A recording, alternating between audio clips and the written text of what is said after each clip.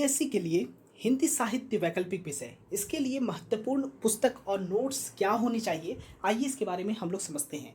थोड़ा सा यहाँ पर मैं इसमें ये जो पीडीएफ है ये मैं अवेलेबल करा दूंगा। इसमें पूरा सिलेबस है कि क्या क्या पढ़ना होता है, ठीक है। यहाँ पर एक चीज़ याद रखिए कि इसे दो प्रश्न पत्रों में हम जानते हैं कि दो प्रश्न पत्र होते हैं।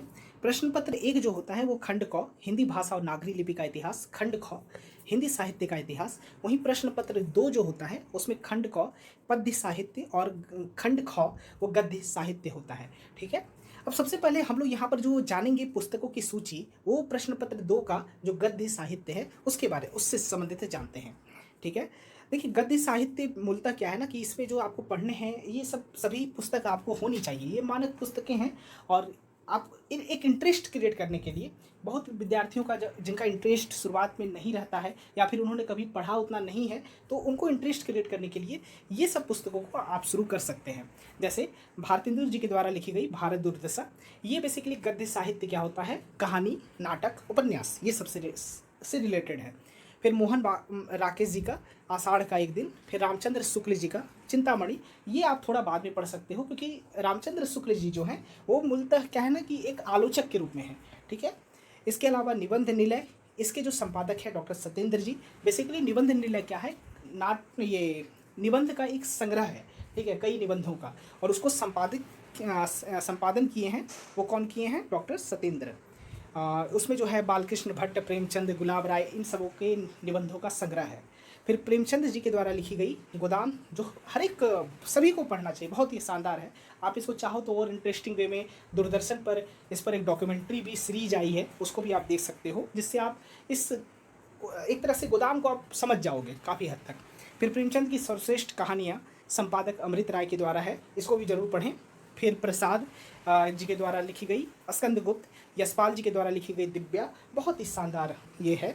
और फिर फणीश्वर नाथ रेणु जी के द्वारा मैला आंचल, बहुत ही काफ़ी अगर इंटरेस्ट हो क्या कहते हैं बिहार इस सब की बोली में, तो आप इसे पढ़कर काफ़ी एक समझ सकते हैं कि क्या परिस्थितियाँ और वातावरण इधर की रहती है।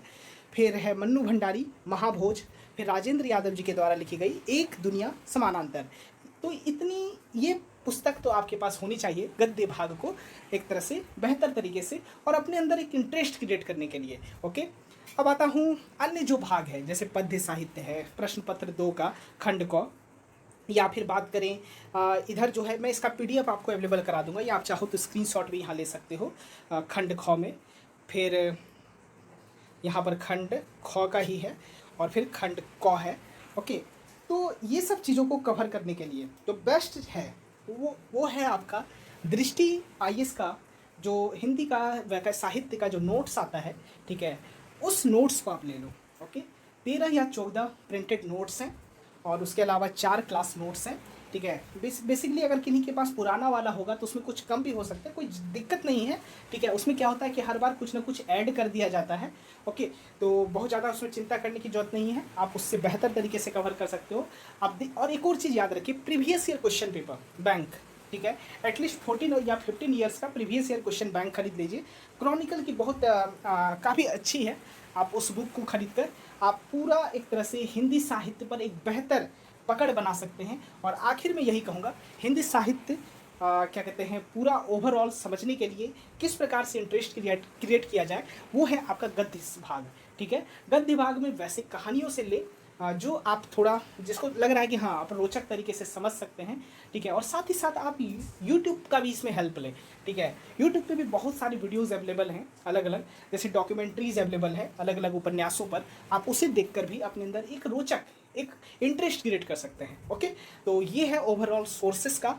इधर मैं सोर्सेस पद्य साहित्य से संबंधित नहीं बताया क्योंकि उसके लिए दृष्टि आईएएस का जो नोट्स है वो अपने आप में सफिशियंट है। और इसके अलावा आपका क्या नाम है प्रीवियस ईयर क्वेश्चन पे बैंक, ठीक है। बस इतना ही। All the very best and keep studying. साथ ही साथ यही कहूँगा कि किस प्रकार इसे पढ़ा जाए और प्रीवियस ईयर क्वेश्चन बैंक उसको भी प्रयास किया जाएगा धीरे धीरे एक सीरीज के माध्यम से क्या कहते हैं प्रीवियस ईयर क्वेश्चन बैंक का एक डिस्कशन कवर करने का प्रयास किया जाएगा, ओके। सो अपना प्रयास जारी रखें। इस बार अगर देखा जाए हिंदी माध्यम में तो हिंदी साहित्य सबसे प्रमुख वैकल्पिक विषय बनकर उभरा है। शुभकामनाएं।